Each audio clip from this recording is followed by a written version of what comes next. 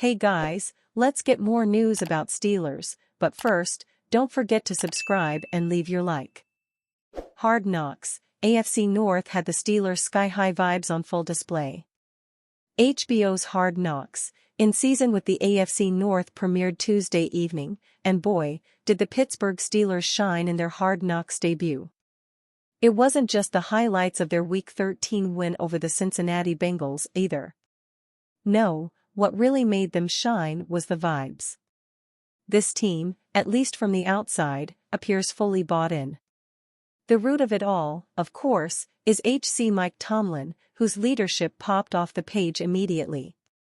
That was the biggest takeaway from the entire episode. The Steelers are locked into every word coming out of Tomlin's mouth, and it's not hard to see why.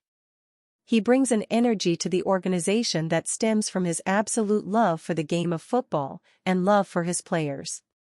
The Steelers are, generally speaking, a relatively private franchise. Tomlin acknowledged that several times in Tuesday's press conference ahead of Week 14, he doesn't feel that the public airing of grievances about his players does anything to accelerate their growth, so he doesn't do it. He lifts them up when they're down and gave a tangible example of that with the audio of what Tomlin said to Pickens after getting thrown down on the pick six on their opening drive, reeling players back in. Being what they need at the moment. That's what Tomlin preaches and practices. Granted, this is the first such look fans have ever had at the inner workings of the Steelers as a franchise and their first look at what Tomlin's like behind the scenes, so we don't exactly have first-hand knowledge of how much the spirit of the 2024 Pittsburgh Steelers locker room contrasts those of the last two seasons, but I have to imagine the difference is tangible. Mike Tomlin sees serial killer's mentality in CB. Joey Porter Jr., says Steelers will use our fouls. Joey Porter Jr. has drawn as much attention for his penalties as his pass coverage, but Pittsburgh Steelers coach Mike Tomlin continues to defend the second-year cornerback's play. Even after Porter drew 6 flags, and, ultimately, 4 penalties for 57 yards, in Sunday's 44-38 win over the Cincinnati Bengals, Tomlin said it's not necessary for him to make tweaks in his coverage but to consider the physicality of the opponent. Porter got tangled repeatedly with T. Higgins, the 6'4", 219-pound Bengals wide receiver whom the Steelers coach called a goon. You have to match physicality of these big people, and sometimes you do so at risk, Tomlin said. And that's just a tightrope that I and he are willing to walk in an effort to be competitive. One thing we're not going to do is turn it down and allow him to catch the ball. Then Tomlin delivered a trademark zinger. When we play Shaq, we're going to use our fouls, Tomlin said, drawing laughter. We're not going to allow him to get us off the block, if you need a basketball analogy.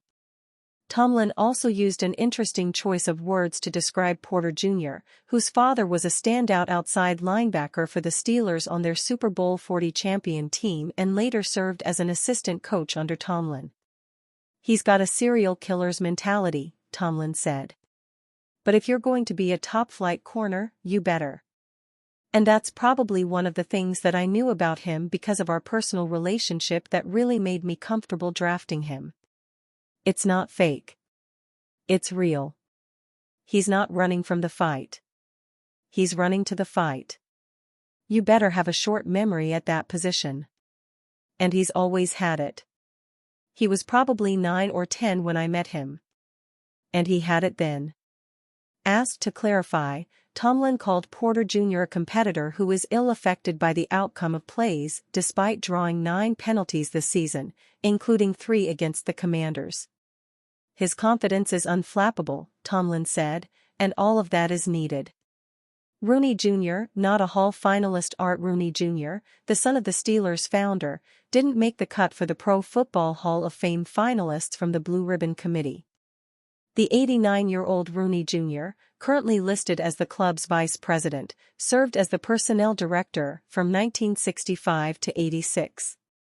He led a scouting department responsible for acquiring 10 future Hall of Fame players that helped the Steelers win 4 Super Bowl titles in the 1970s.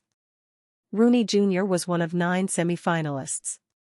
The 5 finalists are contributor Ralph Hay, who founded the Canton Bulldogs and helped form the association that would be renamed the NFL, former Green Bay Packers and Seattle Seahawks coach Mike Holmgren and senior players Maxie Baughan, Sterling Sharp and Jim Tyrer. Kevin Stefanski reveals the best way to slow down Steelers QB Russell Wilson. For the second time in as many weeks, Russell Wilson and the Pittsburgh Steelers are set to face off against the Cleveland Browns. Soon, fans will get to see if Week 12 was a fluke, a tough going influenced by snow, or if the Browns, with Jameis Winston under center, simply have the Steelers' number, adding another loss to Pittsburgh's 2024 total while making the running for the AFC North pennant all the more challenging.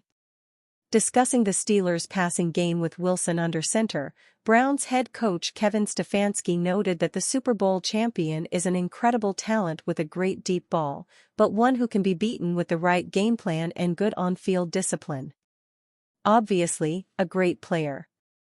They're utilizing him in a way that's conducive to his skill set, Stefanski told reporters.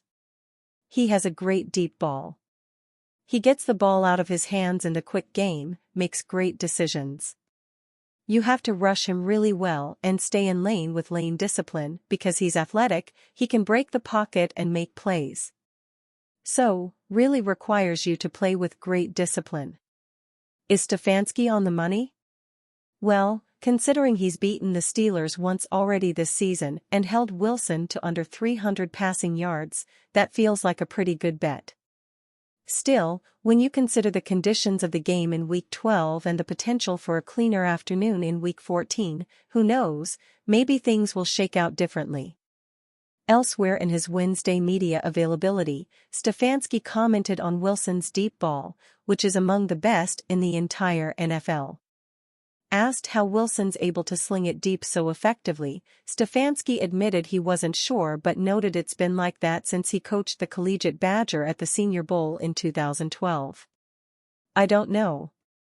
I've seen it. I think I mentioned you guys before. I was fortunate to coach in the Senior Bowl in whatever his year was, maybe 2012, and he threw a great deep ball back then. I mean, Russell has really, really big hands. That ball looks small in his hands.